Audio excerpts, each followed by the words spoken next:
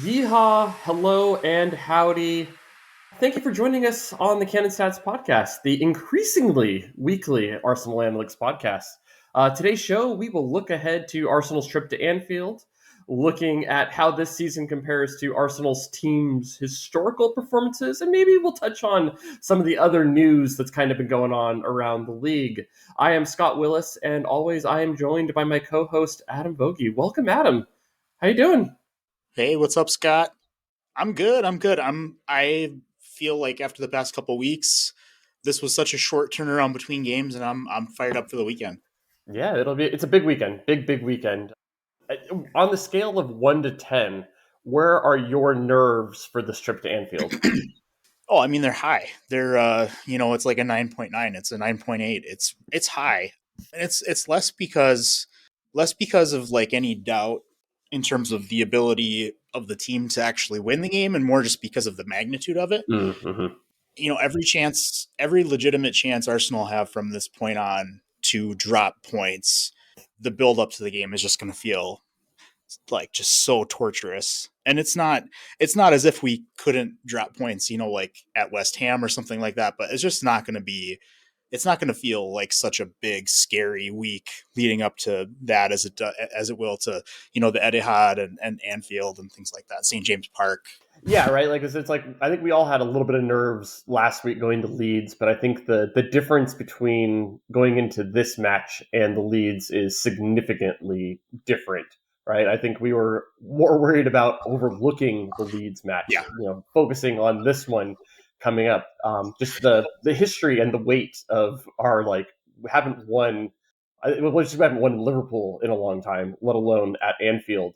So it's just like basically all of our trips there have just been Right. miserable, like the last few years. For a decade. Yeah. Yeah, For, yeah. The last for a the last literal win, decade, it was like the first year of Klopp, I think, was the last win. 2012 was the season. Yeah, Vito Minoni was the goalie. That tells you everything you need to know.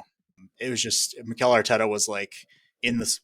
He actually played the full 90, so now he's the manager. That's how long it's been, and it's not. It's not only been a long time, especially the last handful have just been absolutely like embarrassing. There was that like bright moment pre Arteta Klopp dust up last season where we're like, hey, Arteta, like Arsenal might actually give Liverpool a game in this, and then just like what was it, Sadio Mane right before the half scored, and then just like the wheels fell off. Just a yeah, nightmare. yeah. I think I have a memory of what is it, Ainsley Maitland-Niles getting a goal, and I was like, all right, maybe something could happen. And then I think that game ended 5-1. I think that was that one. Yeah, I was looking here, like over the last 5 seasons, Arsenal have been outscored 19-3 with the expected goals 16-4. So it's just the games have not been close. There hasn't been Yeah. a single goal margin. I mean, I think we've had some of the EFL Cups and those kinds of things, and like those don't really count for me. Right. It's all the ones in the league, and Like the it one that just went to hasn't been close. pens, but it was all backups. Yeah, yeah, Yeah, no, it hasn't been. I mean, and it's I mean, to be fair, it's been pretty reflective. With the exception of last season, I would say it's been pretty reflective of like which part of the atmosphere each club has been in. I think last year Liverpool were a little bit like on their way down because of injuries and everything, and Arsenal were on their way up. But we, at Anfield, we still started Nuno.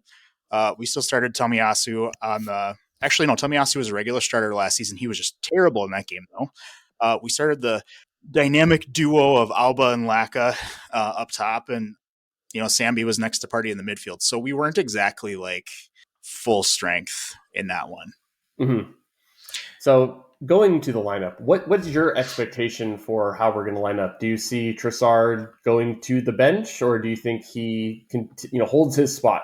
Well, it's a more interesting question than it should be, because I think if Trossard didn't torch Liverpool at Anfield literally this season, I would think it'd be pretty easy. Martinelli, Jesus, Saka up front, and Trossard. The thing I love about having him on the bench in a situation like this, even if Eddie is there too, which maybe he will, maybe he won't, but is that he can be that sub for any of those three guys, and you can reshuffle. And that's not to say you couldn't do that if you were bringing Jesus or Martinelli off the bench, but I think that given what we've seen from Liverpool in the last few games, I think it's just going to be really important to put a ton of pressure on their back line. And for me, not that Trossard is bad at that, but for me, the best two guys we have at that are Martinelli and Jesus, the only two guys you could take out for Trossard. So that kind of answers the question for me. Yeah, I think that's about right. I think it's going to be you got to start with the main three: the Martinelli, Jesus, Saka, and then I think it's one of those guys, for Trossard at maybe 60 minutes or so, depending on the game state. Maybe Yeah. it's you kind of bring in have all four of them on the field if things are really in need of it. But I think that is generally the team that has gotten us here, and I think that in a big game like that, that's the one that you're going Mhm. to stick with. Do you make any other changes to the team behind there? Because I don't think there really is an obvious change that I think you would make, right? I think it is the who between those four guys for the front three Yeah. spots. I think that's the only question in terms of like qualities. We at the first meeting with Liverpool, obviously Tomiyasu started on the left side. I think Zinchenko was just straight up injured for that game, and we were expecting Tierney, and we ended up going with Tomiyasu, and he did great against Mohamed Salah. But I just obviously Tomiyasu's hurt. We already have enough problems on the back line. Don't really see anybody, shifting out of the midfield. That's pretty locked in stone at this point. So yeah, the only question is who the mysterious injured guy who might be fit for tomorrow or for Sunday is, whether it's Eddie Nketiah, which, my like pessimistic side says is probably the right answer, or whether it's Saliba. But if Saliba's good to go, I mean, throw him out there. Yeah, I think that would be. I mean, I think that's what everybody's hoping for. But yeah, Mikel Arteta is playing it very close to the chest and not going to give anything away, just to keep those things kind Mhm. of guessing. But I think everybody, I'd say that it is probably Saliba, and I think he comes back for this. I think they've been targeting this as the thing that they'd like to have him ready for, and given that this is the five sub world, I think that's okay to take that risk here, right? It's not like back in the day when you only had the three subs and you don't want to necessarily burn one if a guy has to come off in the first 15 minutes where things aren't working here, right? If that happens No. again, you still have, four sub opportunities after that, or, four subs and, two additional, opportunities plus halftime to be able to make a change. Yeah, and Saliba. I mean, nobody wants to put him in a situation where he is going to risk long term damage to his injury. But I think part of the calculus for the training team will be, is that actually possible, or can he just aggravate it to the point where he's done for the rest of the season? And I think if the answer was, hey, this guy can do long term damage to his back by playing, I think they just would have shut him down. I really do. Yeah, I think so. Because he's still 21, right? I mean, we're gonna, fingers crossed, touch wood, like he's a 10-year center back for Arsenal. They're not, as much as we'd love to get the title this season, I don't think they're gonna risk all of that. So, it is kind of a stress test, but he's got to be able to pass it, because otherwise there's really not too much of a point of keeping him around. Not just giving him, if he does need surgery or any other kind of treatment that would make him unable to train. Manchester City 17 days after this one, and then I think Newcastle's a week and a half after that. So those are the big ones that they're targeting for him, and he's got to be able to at least play at some point. So Yeah. Let's switch gears and kind of talk a little bit about Liverpool.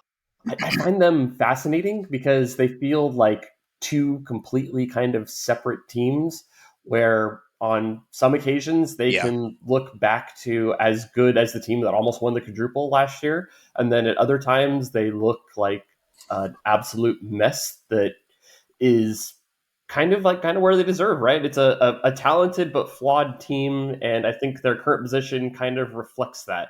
So I don't know, like, do you have any major thoughts on how they've gotten here? Like, I don't know. I find it just fascinating. yeah. I mean, it's a combination of things for me. They've obviously lost a couple of key players for almost the entire season at this point in Thiago and Luis Diaz. Hmm. Those guys have been out like a huge chunk of the season. And, Klopp is playing it less close to the vest with those two. It sounds like Diaz will not be factoring in at all this weekend, but Thiago could. So we'll keep an eye out for that. Because the midfield has been a huge problem for them, partially because they've missed him. They tried to loan Arthur from Juventus, and he's been injured for basically the whole season as well. So, they've got that element of it. But as you and I have both commentated a lot on this, they're just putrid away from Anfield. And I think so. I think that they're actually it's kind of a really interesting situation for them because I watched them. I watched the game against Manchester City. I watched the game against Real Madrid. I watched most of the game against Manchester United. I watched the game against Chelsea. There, I think that there are a few things going on. I do Mhm. think that Father Time is not their friend right now. Somebody like Fabinho, he's actually not even that old. I think he's maybe 30 or 31, Yeah, I but think he's he right at really 30. just does not seem to physically, yeah, or 29 even. Wow. he just seems like he kind of just seems like he does not have the gear that he's had in previous seasons. Just not covering ground, not making plays like he has in the past. And I think when you're running with a 4-3-3, like if you lose that much steam out of your six, particularly when you got to play like Jordan Henderson and Harvey Elliott in the midfield with him a lot of the time. I mean, that's just huge. The other thing is, watching them against Chelsea, watching them against Manchester City, it seems like mentally the back four is just like, I don't know, gone. Virgil van Dijk has not it's not like he's been like putrid or anything, but he is not like the Virgil van Dijk we've seen this season. So, I think there's something maybe psychological to this, where the belief isn't quite there, and then they get in front of the home, the very friendly fans of Anfield, and maybe you start to believe a little bit, you start to feel it a little bit more, and that's how you can pull off, 7-0 against Manchester United. Not that they're like this amazing side, but it's they're more difficult to beat than Chelsea, for example. Yeah, I've got a theory, and I'm gonna bounce it off you here. So just to kind of think of it as, I think a lot of their problems in midfield and defense actually starts with the attack. So losing Sadio Mane and having to go away from Roberto Firmino as the main number nine, I think that has had a massive Mm-hmm. effect in their ability to press and really just kind of harry teams from the front. So, Darwin Yeah. Nunez is a good player, but he's not nearly the same level of, a pressing agent that you would get from Sadio Mane. When he's the number nine, like he does not do the similar kinds of things that Firmino does. Because I think that was something that Firmino was really kind of underrated in, and it's, similar to what Jesus is able to do for Arsenal, is really kind of coordinate and pick the spots to lead the press and really kind of set the tone for the team doing a lot of the dirty work. And I think that's something that they really miss from them. And then you kind of think the knock on effects there is now the midfield has more, rather than just being cleanup duty or stopping teams if they beat the press. It's now like they're having to sit more of that mid block, covering more of the space. There's more more miles on all of the legs of the midfielders and more space to cover. And it's just no longer that same kind of team where they're able to just pin teams Yeah. back into the final third. It's a really interesting kind of thought. So, does that seem outlandish, or do you think that there's actual kind of truth to that? No. I think that's a good observation because if you watch back like the clips of the game, the 4-0 at Anfield last season, I mean, a lot of it is Arsenal getting completely smothered when Mm-hmm. we try to build out of the back. So I would have told you this before they bought him, and I would tell you it now that Cody Gakpo, I just don't I while I do appreciate the player and I like him, I think he's a good player. I don't think he's going to build up a Premier League career on the basis of his being a great off ball player. Really like, tenacious presser, that sort of thing. I think Darwin's got a little bit better engine, but it's the same. It's not what Firmino is going to give you. It's not Mane at his peak or anything like that. So yeah, I think that's a good point, and I don't actually feel, particularly after watching them the last couple times in the league, I do not feel a ton of fear of getting that same smothering treatment. And I think, I mean, we talk about it from Liverpool's side, but Arsenal's side too. I mean, we've at times we've struggled with getting against the sides that have pressured us a lot, like Southampton and Leeds in the first meeting. But then there are other times when we really seem to like that's when we get some of our best flowing play. So it's I think we've come a long way playing out of that. Yeah, right. I feel like it kind of goes to Arsenal's advantage if Liverpool do come to play against us to be able to have those opportunities with our very technical players to try to create more space for us to be able to attack.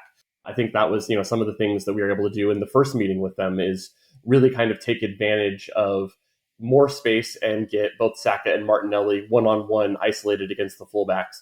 And I think that's something that teams have tried to limit Arsenal from doing, more and more, right? You see it, 2 and 3 guys. Sometimes, you think back to the fourth goal against Leeds and there was like 5 guys that were all keyed in on Saka. And like that has been like the Yeah, thing now they were where it's all like on it. where yeah, like now it's like if both of those guys are going to be able to go up against the fullbacks, I feel like that's the situation that really kind of leads to Arsenal's favor. And I really do hope that that is kind of what we see from Liverpool. Yeah, like yes, it's going to be a little bit scary at times because anytime there's a team pressing you and you're playing up in the back can be a little bit scary, especially a team with the reputation of Liverpool. But I think that is something that actually favors Mhm. Arsenal if that's the case. Yeah, and I think we'll do what we can if hypothetically we see Rob Holding's name on the team sheet Sunday morning, or Sunday afternoon for those of you overseas. I think I think we'll do what we can to encourage Rob to receive and pass, and not dawdle too much on the ball, because I think if there was a moment in my hypothetical game that I play out of my mind that could like embolden Liverpool, it would be something like that, allowing a turnover at the back.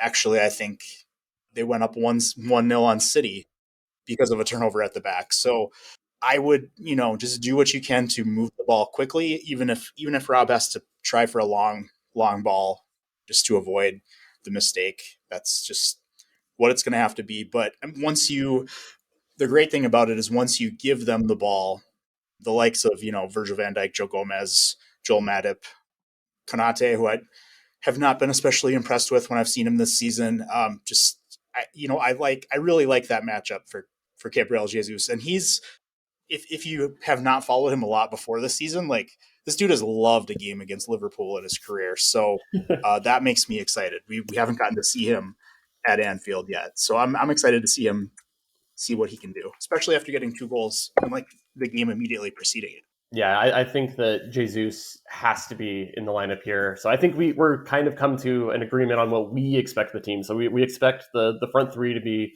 Martinelli, Jesus, Saka, with Xhaka, Odegaard behind, Partey anchoring the midfield, Zinchenko, Gabriel, and then, if Saliba's healthy, he's there, Ben White, and then Ramsdale in goal. I mean, I think that's the first 11 if we have one. And I think it's going to be that I Mm-hmm. feel pretty confident that that team can do it. Yeah, yeah, and I've somebody asked me about this, like not even in this week's build up, but it was one of those things like a few weeks ago, looking ahead to Liverpool, and I think maybe it was while they were playing against Real Madrid or something. So we had Liverpool on the mind, and I said it back then, and I really feel strongly that this team can win at Anfield. This team is good enough to be the team to break that streak. I think it's just going to come down to the tone early. If Arsenal come out and look like we did early against Leeds, I think that's a problem. But we've seen them in a number of games this season come out and look like ready to go for the throat off the kickoff. And I think that is going to be just really important to not allow Liverpool to settle in too much and not give the home crowd too much of a reason to like get really fired up for the most of the first half. Like if they're going to have chances in the first half, it needs to be in the back the backstretch of it. It's Arsenal need to dominate the ball. They need to just take the wind out of the stadium and get some chances really, really fast, in my opinion. Yeah, I think that is the key, right? I think even if it has to be just all right, we're going to have some possession, we're going to try to force them, back a bit, and then really kind of play like a methodical style. I don't know if I necessarily want to see Arsenal come out, all guns blazing, crazy rock and roll press. I think I'd rather it be a bit of let's just get our foot on the ball and kind of pass it around, kind of smother them, Mm-hmm. kind of like do the Python style of we're just going to squeeze the space and then try to get you in there rather than making it like a basketball I could back see. and forth. Oh yeah, I would love not to get into a really open game with them, however possible. I do think that out wide we're set up really well. I think to succeed in those. Zinchenko not necessarily being the greatest one-on-one defender to throw out there against one of the better players in Premier League history, but obviously he's got Gabriel right behind him. Ben White, I think, is going to be more than fine against kind of the Gakpo Nunez combination because they both are kind of the left wing and they're both kind of the number nine. And I really trust him to defend that really well. I don't think that they've got the traits that Ben White struggles against. So I feel good about that. And obviously, I mean, how can you not feel good about the opposite end of the pitch, Saka and Martinelli against Trent Alexander Arnold and Andy Robertson? Martinelli, even before his like huge like, hey, this guy might actually be like a superstar now type of season, absolutely has tortured Trent when he's gotten him. Trent does not look good against Martinelli. He just does not. So I would love to see a lot of the ball up the left, getting him into some one-on-one situations. I would relish that opportunity. I'm sure Martinelli does too. Yeah, I agree with that. So, kind of looking here at how this game potential, like the leverage of it. So, a draw here is probably a decent result, but a win would be really big. I know there's a bit of a debate, like, oh, is should we be okay with a draw here? Doing those kinds of things.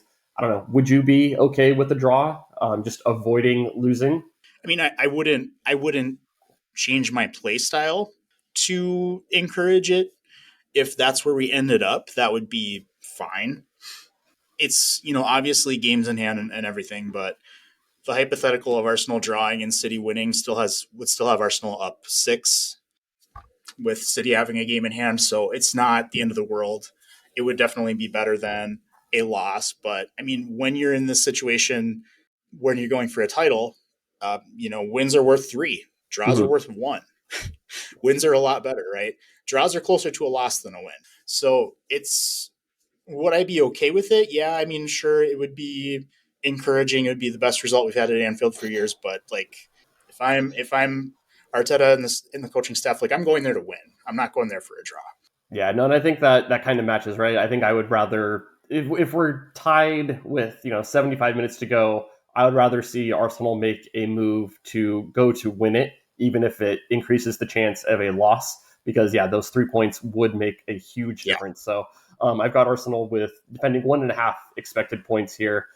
And basically, the model says that Arsenal will have about a 1 point, a little bit over 1 point gap over Manchester City right now. So if we're able to pick up a point and a half, that almost makes it 3 points expected at the end of the season. Where a draw really mm-hmm. doesn't help things. It really kind of holds serve. You kind of you knock out. That's one less match that you could really slip up in.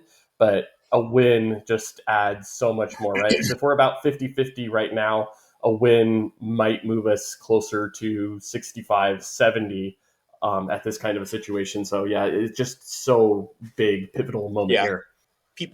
Some people absolutely hate when you talk about the It games helps like me. in this expected points framework, Scott.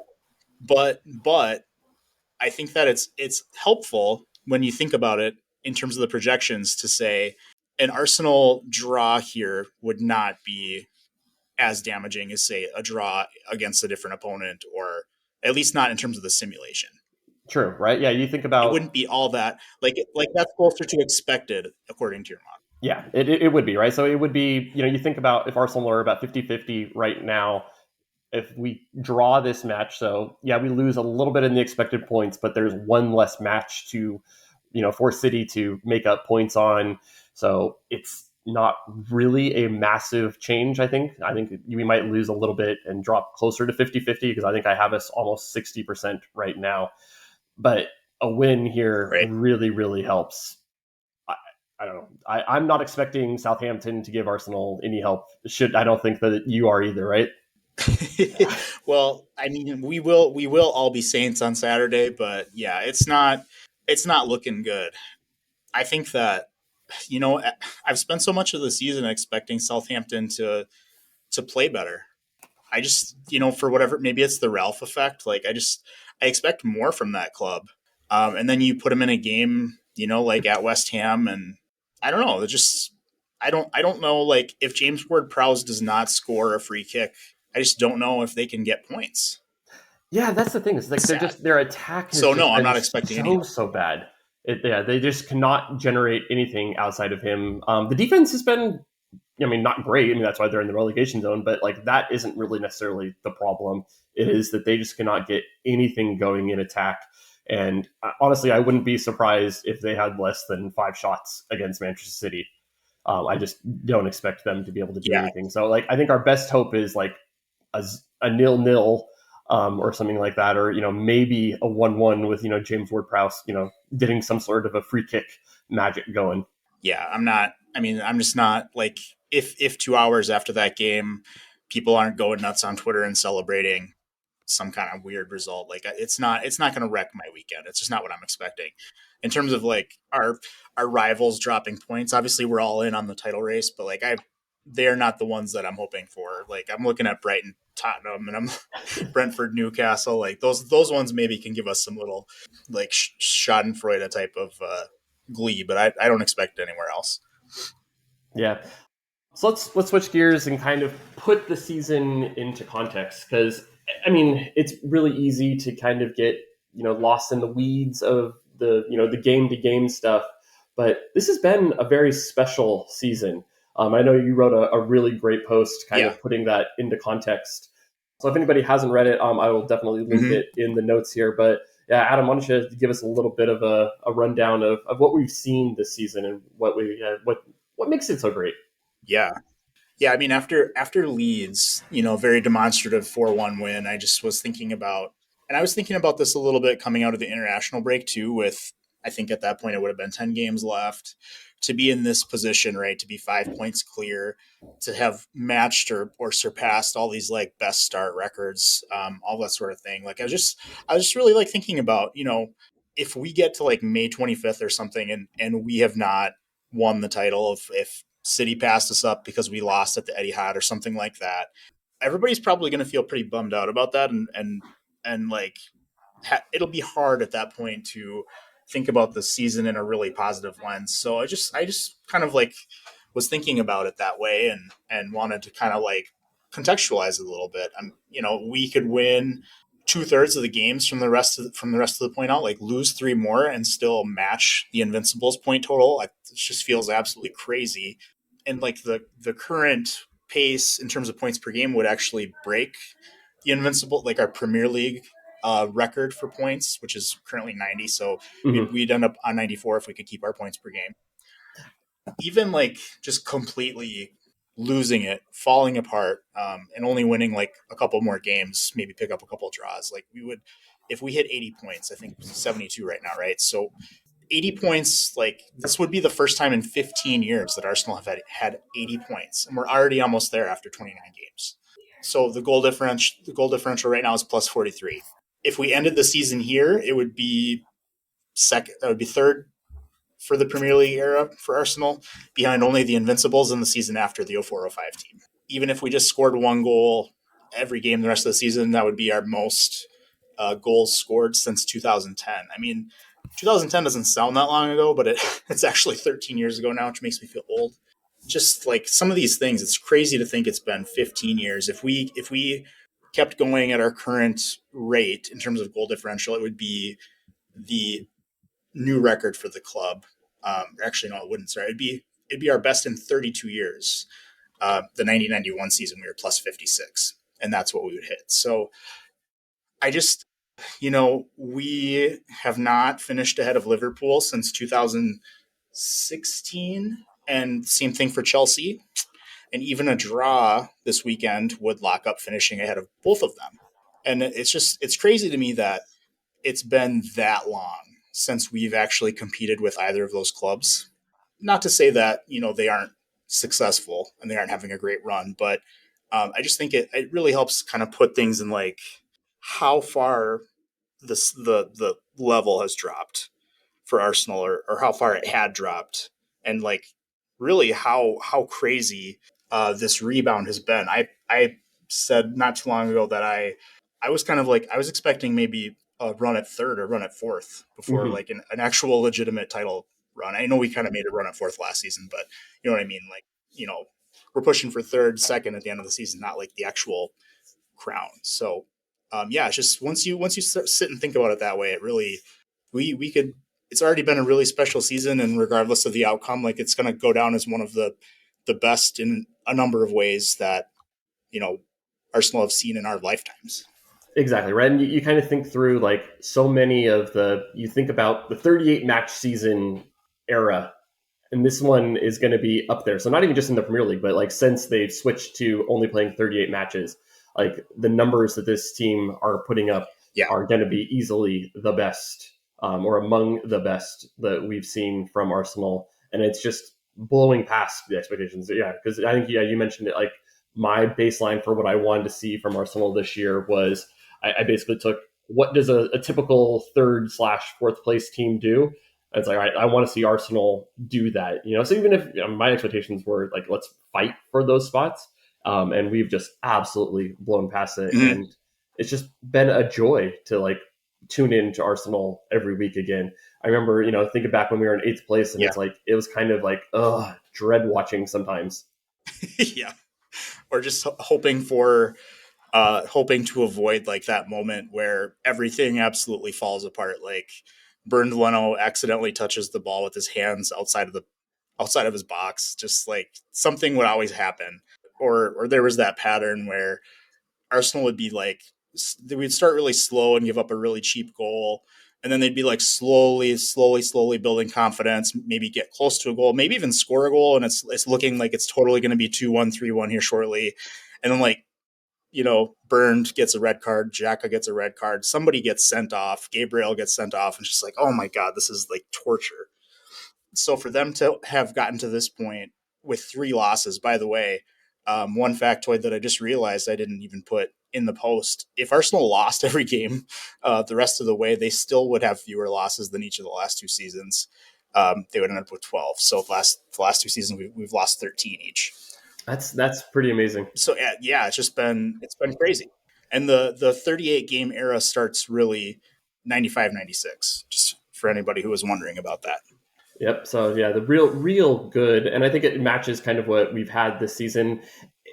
And I know there's been a bit of stuff kind of going online, about have Arsenal been fortunate doing those kinds of things? Do we deserve to be here? And I think some of these numbers really do put into focus that this team isn't here on luck, right? I mean, we've certainly had luck, and I think that's something that people like to like think as a binary, like have Arsenal been good or have they been lucky? I think it's both. But this is not Yeah. a team that is here by a fluke that, at the top of the table being able to do things. Right. Well, and I think sometimes that like there's always like this push to discredit what's happening, but for me, when I watch American tackle football, for instance, like I support the Minnesota Vikings, and they just had a season where a lot, like almost all of the advanced metrics were like, this is very much like middle of the road team. But they won the majority of their games and like won their division and got to the playoffs like 13-4 record or something like that, which is really good in American football if you don't watch that. And they lost in the playoffs. But I mean, toward the end of the season, you're kind of looking at it and you're saying, well, yeah, I mean, they have been lucky, but guess what? They won the division and they're going to the playoffs, so who cares? And ultimately, I personally wasn't expecting them to win the Super Bowl, so it didn't bother me. But there's just that element of when people talk about, this season, Arsenal have, overperformed XG, blah, blah, blah. Well, yeah, but so does like every club who ever wins the league. So why, go back and look at any league. They're always overperforming something. That's part of the equation. That's part of the reason they're in first place. Yeah, and I was having this conversation too, where so it's you think about like the different threshold things that you're kind of measuring against. So if teams are kind of like close in talent level, it is usually the team that kind of goes a little bit hot that ends up winning. You kind of think back to the run in last year for the top four. I think Arsenal and Spurs were very close, and it kind of took a little bit of good fortune for Spurs to be able to get over the hump, to be able to take that spot. It's probably going to be something similar down at the bottom of the table this year. All of those teams are very tightly bunched, and it's going to be, the teams that don't have things kind of go their way. It doesn't necessarily mean that those teams are worse than any of the others or anything like that's just kind of what happens in a sport with high variability in low scoring of matches. And that doesn't necessarily mean that a team Mm-hmm. isn't deserving, right? I think Arsenal have proven over, the 30 games that they've played this season that they very much deserve to be in their spot. But what can decide the difference between them and a very good Manchester City is that maybe we get a couple bounces, and that is what makes the difference. I know, like, people always say that the table doesn't lie. Well, I think that the table does lie in the sense that it's not always like a pure reflection of pure talent, but I don't think we want it to be that way. We want to have some of these randomness and moments and have little things that kind of make a decision. You think back to the Liverpool Manchester City fights. It's a long range shot from a center back that goes in and that makes the difference, or it's a goal line clearance that just doesn't let the ball go all the way over the line. And those are the things that decide it. It's not necessarily that, Liverpool and Manchester City were, different on the talent level between the two teams. And that's what kind of decided the talent. It's the little moments along the way that make it special, right? If Arsenal win the title, we're going to kind of look back at the ball going off of off of Emi Martinez to see a goal scored. It's going to be Reece Nelson's last minute winner. Like, yeah, Arsenal were the better team in those matches, but it's those moments that I think are going to make the difference. And those are the kind of bounces that you need to Mm-hmm. get to win a title. Yeah, absolutely. I think it's just kind of it just comes down to like, there was another column today that, Arsenal are back and so are the insufferable Arsenal fans that come along with it. And I just think it's just people who have made up their minds already about their experience of Arsenal fans, their experience of the club. Like, this is a dislike of the club that goes back a long time. So yes, Arsenal, it was Arsenal were bad for a while. They didn't make the Champions League for 6 seasons in a row, 7 seasons in a row, whatever. And that was great for Arsenal haters. And if the same thing happens to Spurs, like that'll be a golden era. We'll love the era of Spurs being, fifth place at best. I guess maybe that's kind of every year, but anyway, it's just fun to like see clubs you don't like win or not win, like just fail. So when they start winning, even if it's not fluky, you're still going to look for stuff. You're still going to look for like anything that can make you feel better, and I think that's just what it is. I think that's a good spot to leave that one on. We'll do a little housekeeping, and then I think I got some quick hits for you that I think we'll kind of run through as we wrap up. So this show is supported by our very much appreciated premium subscribers, where for just $5 a month, you'll get at least 5 additional articles. You'll also get our gratitude. This month, half of all of our revenue is going to support the Arsenal Foundation and the work that they're doing there to support a refugee camp in Jordan. Elliot from Arsenal Vision had a great trip out there to be able to see firsthand the work that is being done. It's absolutely amazing. I know the goal there, we initially set it for £100,000. We've raised it to 150, and it looks like we are going to pass that. Like, so the support. So yeah, Arsenal fans may be insufferable, but we are a very good community, I think, for being able to do good things. I think that's actually one of my favorite things about the people that I've met becoming an Arsenal fan. So everybody, thank you for doing all those kinds of things. Yeah, so let's get back here. So I got a couple of questions here for you. Jared Bowen, has he regressed? Yeah, he has. So People, people don't know. So anybody who on, follows me know. Yeah, no, if you remember in the summer, we were talking about, wide attackers. And I remember Arsenal were linked to Jared Bowen, and, he was making some appearances in the England team ahead of Saka and all this stuff. And I just put it out in the world that, I had been looking at him, and I really thought that his performance from that season, which was going to be earning, if Southampton or if West Ham were going to sell him, that was going to be on the strength of that performance, right? I think it was 12 goals and 10 assists or something like that. And I was looking at it and I was like, geez, this guy, this seems like an anomaly to me. I don't think he's going to do it again. And he hasn't. Obviously, West Ham have not been as good as they were last season, but Jared Bowen is part of that. And I think every respected metric, with maybe the exception of, I don't even know. There might not even be an exception. Has his performance rated lower this season than it was last season? That's the definition. He's dribbled way worse. His finishing has been terrible. And one thing that particularly bothered me about his performance last season was, like, seriously, a ball to a shooter from Jared Bowen was like an automatic goal, and I was like, that's not going to keep up. That's not normal. So yeah, I posted about that. We've had some West Ham cronies trying to get after me about it, but listen, guys, I know I'm right. I've watched, I've studied. Like, it is what it is. He's not been as good as he was last season. yeah, and I think that matches my thoughts too, right? He's been okay, and it kind of, it's like you kind of think through sometimes when a player has a career year.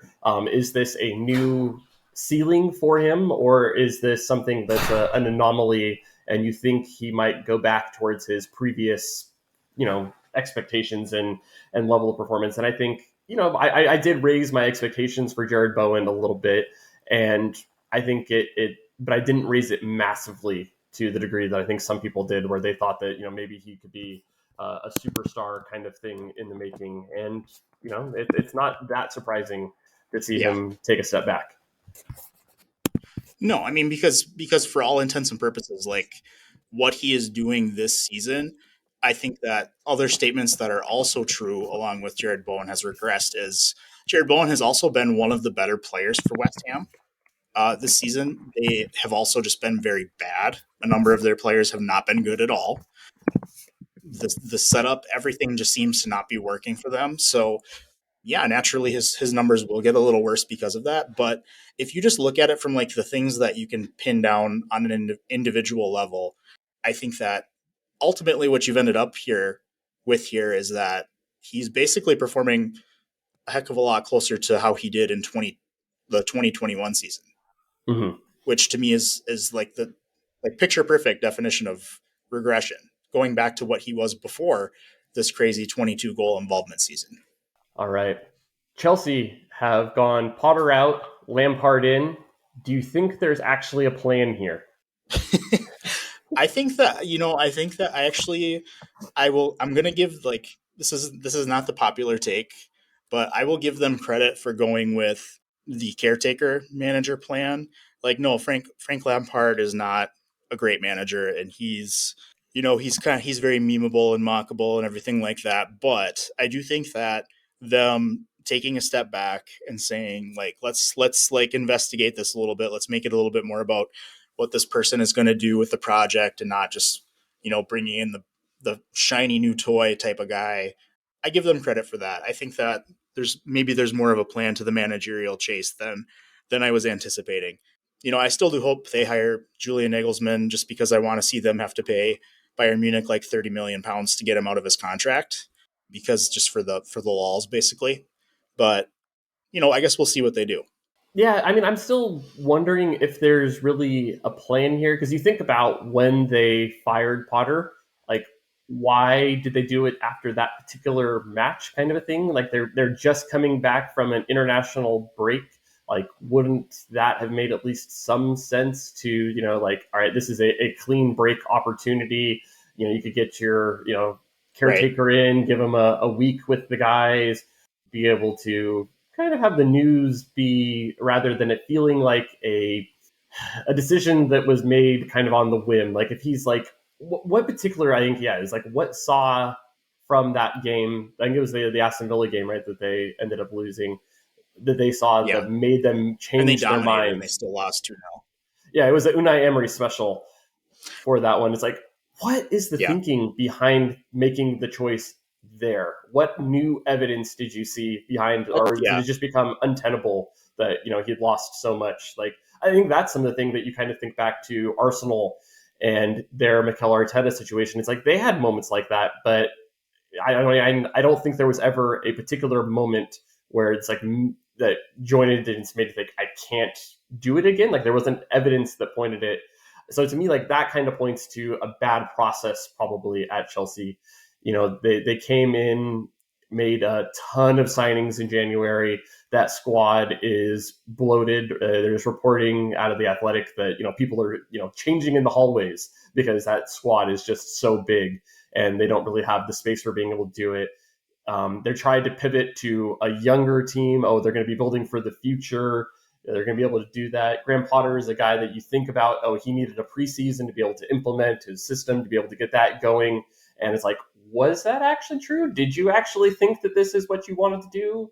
And it really kind of makes me think that Todd Bowley and Clear Lake don't really know what they're doing. It makes me drop the confidence in them in the Yeah. future to make good, smart, sound decisions.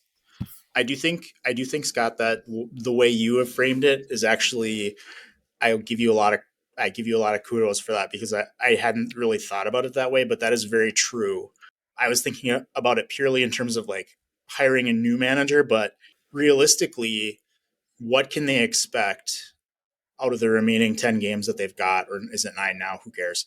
Well, they got the Champions League And still basically pending like too, if so like they still have that to play for, where there's yeah, a big prize for them there. and So it's like that's you kind of see like maybe like that's where, but it's like is Frank Lampard like a cup specialist that you think is gonna win you the Champions League?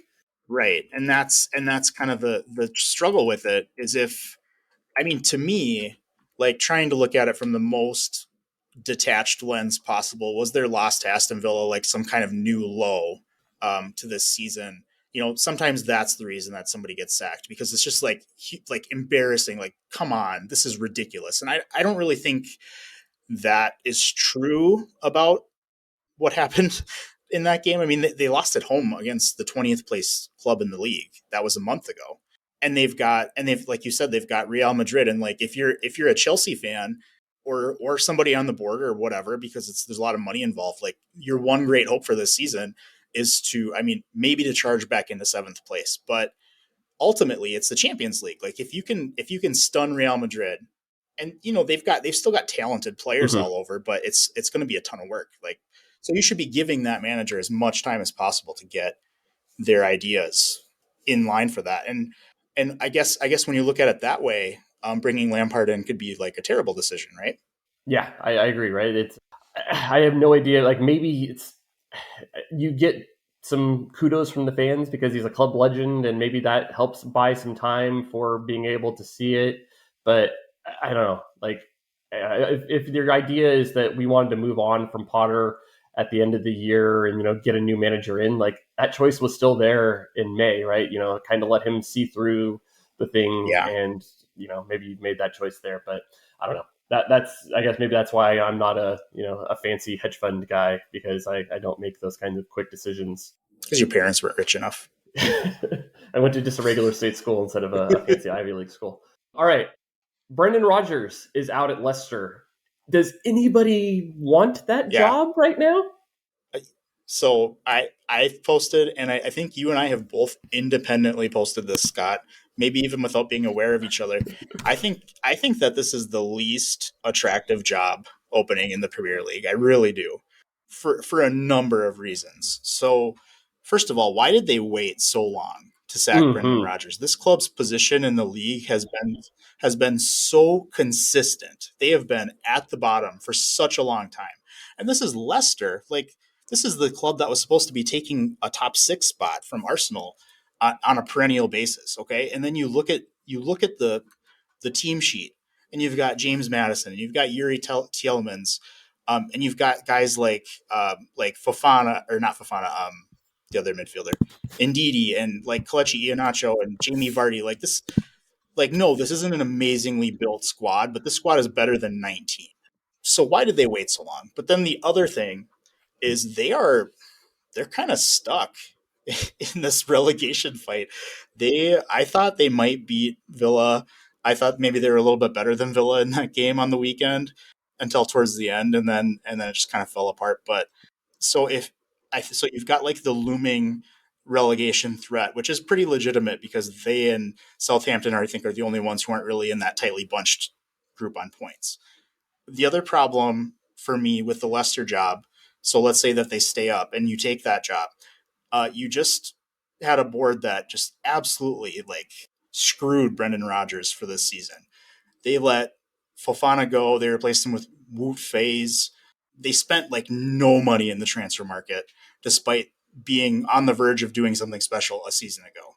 Tielemans is gone. He's not coming back. I really don't think he's coming back. James Madison is a great question, and I would not be surprised at all if he's gone. You get other guys like maybe Harvey Barnes will want to leave. I wouldn't be surprised if some of the younger guys like maybe James Justin wants to go. So I just think it's going to be a mess, especially if the board isn't going to spend. And I would not want to take that job. No, they seem like they have gone in quite the spiral since the owner passed away in the helicopter accident. Like it feels like the team just isn't that now. It was kind of the fun thing that guy wanted to do, is his passion. And then the Sid Millings and the I think it was the wife that took over. They just don't have that same, I guess, verve for running a Premier League team. And it really kind of feels that way. Like you think back, like this is kind of the opposite of the Chelsea thing. Like they just kept sticking with Potter with Brendan Rodgers, and it basically since the beginning of this year, like this team has not looked good. I think the evidence was there probably like 3 months ago that it didn't feel like that Brendan Rodgers was going to be able to turn this around. That's kind of like Brendan Rodgers' MO, is Yeah. that he can, once he finds a system, he can, really make it work well, but it can take him a long time of not being able to react and figure out something that does work. And it just feels like he could not get it to go. It feels like that everybody was kind of checked out. Like, like you just mentioned, like they have a lot of talent still on this team that should be a lot better. Like this team should be, right? Like you think about Liverpool and Chelsea having down years, like they should have been the team that felt positioned to take that spot from them, rather than being in Yeah. 19th place right now, and a very deserved 19th place. I just don't see Mm-hmm. any manager wanting to come in. People are trying to say, "Oh, Potter is going to go there," and it's like, if you're Potter, like I would stay away from this job, because this one feels like it's got curse all over it. Where, yeah, like there's a real good chance that you Yeah. go down with this team, just because, yeah, maybe it's talented, but like you are in the bad spot of trying to win points for, trying to get out of safety. You're not even in that 18th spot, where you're going to have to overtake a bunch of teams to try to get out of this with a team that maybe isn't super motivated, right? Everybody's kind of looking for their next job, to, like, how to get out of here. So yeah, I don't think anybody wants Leicester. That may be a spot in the summer, but again, it depends on how the owners and everything kind of feel and project going forward. Yeah. I mean, I think that's just such an overlooked piece of the puzzle by some people is what is it like to work with these people? We've seen so many examples of managers just not getting supported, and it's not like it's always such a like a hot button issue where when people feel like their manager is failing, it's because they're not getting support from the board, not getting the spending that they maybe expected. Antonio Conte loves to talk about that, but sometimes it's just not true, and then in other times it's like it's very true. What Leicester did to Brendan Rodgers this summer, like look at Sevilla and what they did or what they did with Yulan Lopetegui. It's the same thing. Like, there's no way this guy was going to do a good job. And Sevilla is, they're in like relegation. They're in a relegation fight too. It's the same thing. That's what it looks like when you don't get any support. All right, so we're coming here to the end, but I got one final question here. who's going to pick or who's going to take up the hot take here of picking up the Spurs manager job? Have you got a feeling for who might come into the void that's left by Antonio Conte? Yeah, I mean, I don't think it's all that bad of a job. I don't, as much as I'm supposed to think that. So my take has been that I think it's going to be either one of these three things will be true. It's either going to be Maurizio Pochettino, Mm-hmm. or it's going to be someone English, or it's going to be somebody who is already managing a side in the Premier League. That's my prediction. I know that they've been linked to Nagelsmann. I know some people are worried he's going to go there. I don't think he's going to go there. He just had such a terrible experience dealing with a board who couldn't take his personality and with egos and everything like that. I don't think Daniel Levy's any better in that situation. And then you factor in what's going on with Fabio Paratici. It's a mess, right? They need a new director of football and they need a new manager. So that's my theory. I could see them chasing Marco Silva, try to get him away from Fulham. I think he's done a great job. I could see them trying to chase Vincent Company, even though he's not English or in the Premier League right now, but he's done like a very good job at Yeah, Burnley. he's There's like been some talk. Some honorary people think maybe like British. Michael, right, an honorary Premier League because he's as good as there next season. But there's been some talk about Michael Carrick. Maybe I could see that one. You know, another one that I would personally take a look at. Well, I know some people have said Graham Potter there too. Maybe. But the other one that I would look at if I were Spurs would be Thomas Frank from Brentford. I just think that that's a situation kind of like 2000 2020 Arsenal where the culture is just really not in a good place right now. Yeah, they can keep like stuttering along to fifth and fourth and occasionally third. But like Harry Kane might be gone. Conte, predictably enough, left behind a mess. I think that they need somebody who can really like do a cultural surgery with that organization. And I look at what Thomas Frank has done at Brentford. He got them promoted for the first time in like 30 years. And not only that, like their first campaign was good, and this season they're legitimately pushing for Europe. I think he's just done an incredible job. So I would look at him, and I think he's also kind of a good match for the personnel. By the way, Yeah, and I don't know. I said this when I was on the podcast with Mike that it feels very analogous to Arsenal when we were at the end of our run where Alexis and Ozil and Ramsey were all coming to the ends of their contract. So like you're kind of in a weird win now phase where it's like your talented guys are probably at the ends of their really peak years. And I think that's kind of where they're at with Harry Kane. Sun might be already down that slope of a bit of the regression towards the age curve. And it's like, do you want to keep trying to do something with that, or are you going to pivot to rebuilding and trying to build a new young core? And I don't know, Arsenal went with we are going to try a lot of short term win now things. And that really kind of put Arsenal in a bad situation for what, 5, 6 years, where we had so many of those decisions, yeah, not quite work out. And I feel like that could be the situation that Spurs end up in. And I think, whatever choice of manager they pick here could be a big, deciding factor. They've gone for the win now guys with Mourinho, with Conte. they Are they going have. to do that again? Like, right? Because it's like, Brendan Rodgers is there. Brendan Rodgers is kind of a win now guy. He's got that, being able to come in and turn teams around. Or are you going to go with more of a project guy? And then maybe that is we need to move on from Kane choice. So it'll be interesting, I think, to see which way they lean between the two kind of options. Or do they try to go with like a middle ground of supporting Kane, but trying to get a young thing and try to do both at the same time, but without the money to be able to try to do both effectively, I think. Yeah, I think they've got to look like across the neighborhood a little bit on this. I Kane, Son, obviously Hugo Lloris, like these guys are dusted. They're done. Or close to it. Perisic is not going to really factor in much in the future either. But I mean, you look into the midfield and you've got Skip and you've got Højbjerg and you've got Bentancur. It's not a terribly like done and dusted midfield or anything like that. Kulusevski is obviously a very good piece. Richarlison is like Yeah, it was a bad purchase, but he's young. He's probably going to He's do a better lot better than what his next year numbers than have zero shown. Yeah. goals on April 2nd.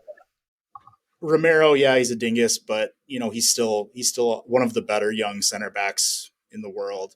Pedro Porro. They've got Destiny Udogie coming in from Udinese, who's just a really, really fascinating like wing back type of left back.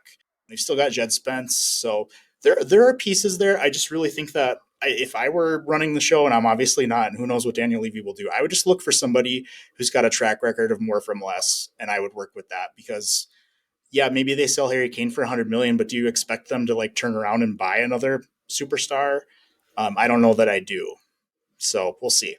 All right. The And last it's one. kind of parallel for me to. Oh, well, sorry, Scott. We have a Oh, delay oh, on this, so Scott didn't know I was still talking. oh no, it's okay. Yeah, yeah. It's been a tough one here where the internet has kind of let me down a bit, but I think we've worked through it. I was just gonna say the last question I kind of had here for you is are we gonna have a St. Totteringham's Day on Easter, or do you have a feeling that or do you don't want to jinx it? Talking about it. Well, in a lot of ways, Brighton are central to our happiness here for the rest of the season because they are the club who could give us the St. Totteringham's Day first time in 7 years this weekend. I would not be stunned at all to see them win at Tottenham. That then if that happens, it would require an Arsenal win at Anfield. So I'm gonna say that there's like a 50-50 chance of it this weekend. And if it doesn't happen this weekend, I think it probably does happen the following weekend. Spurs play Bournemouth, but Arsenal, I think, can get the West Ham points. So but after that, Brighton are also standing in Manchester United's way in the FA Cup semifinal. So, City are going to win. Obviously, they're going to be in the final. Who knows if they even try in the final though? So let's beat Man United in the semis, and then Brighton do still have a yet to be scheduled game at the Amex against Manchester City. So they are the club that we should all be like hoping for good things for, in my opinion. And not to mention, they could also be a club that keeps Spurs out of the top four. So go Brighton. We're all Seagulls. Yeah, and we love the Seagulls. I think that's a good spot to end it. Thank you, Adam. This has been a very enjoyable episode. Good stuff. Yeah, we just nothing but bangers here from the Canon Stats podcast, I think.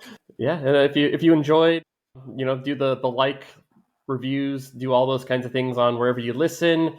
If you want to stay up to date with Canon Stats, get all the latest content, you can follow us on Twitter. Although Elon Musk is doing some weird stuff with Substack links, so you can always subscribe on Substack and think doing those kinds of things.